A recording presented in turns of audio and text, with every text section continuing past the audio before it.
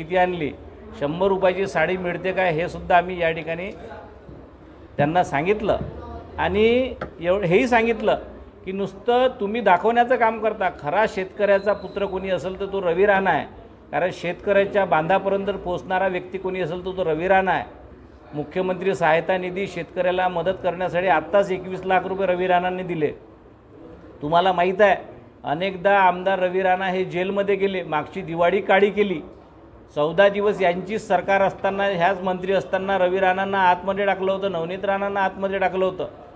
अशा यशोमती ताईंनी जे बेछूट आरोप यांच्यावर केले त्या आरोपामध्ये काही तथ्य नव्हतं। आणि रवी राणा आजच नाही तर याच्या अगोदरसुद्धा रवी राणांनी त्यांच्या आमदारकीची पेन्शन, आमदारकीचं पगार हा गोरगरिबांच्या जनतेला समर्पित केला आहे। अनेकांचे घरं बांधून दिले, ज्यांना घर नाही अशा व्यक्तींना घर बांधून दिले, ज्यांना डॉक्टर महामानव बाबासाहेब आंबेडकर पुतळ्यासाठी पैसे दिले, शेतकरी निधीमध्ये पैसे दिले। अशा ठिकाणी रवी राणा जेव्हा शेतकऱ्याची मदत करतो त्या ठिकाणी तुम्ही आजपर्यंत कधीतरी, तुम्ही पण इतक्या वेळेस आमदार होत्या, मंत्री होत्या, 1 रुपया तरी तुमच्या पेन्शनमधून कधी तुम्ही जनतेला दिलं काय, तरी शेतकरी निधीला दिलं काय?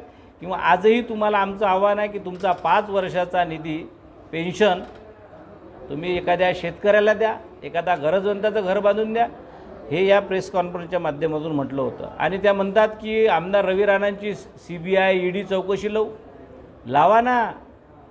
तुमची सरकार असताना हा सर्व प्रयत्न झाला, परंतु रवी राणा कुठंच मिळाले नाही, क्लीन चिट मिळालं नाही तर तुम्ही सोडलं असतं काय? ज्या माणसाला विनाकारण तुम्ही 14 दिवस आतमध्ये टाकू शकता तर तुम्ही कोणचीही चौकशी त्यांच्यावर लावली असती। म्हणून ताईंनी केलेल्या या चुकीच्या आरोपाचं आम्ही खंडन करत आहे आणि त्याचा निषेध म्हणून या ठिकाणी आम्ही सर्व करत आहोत।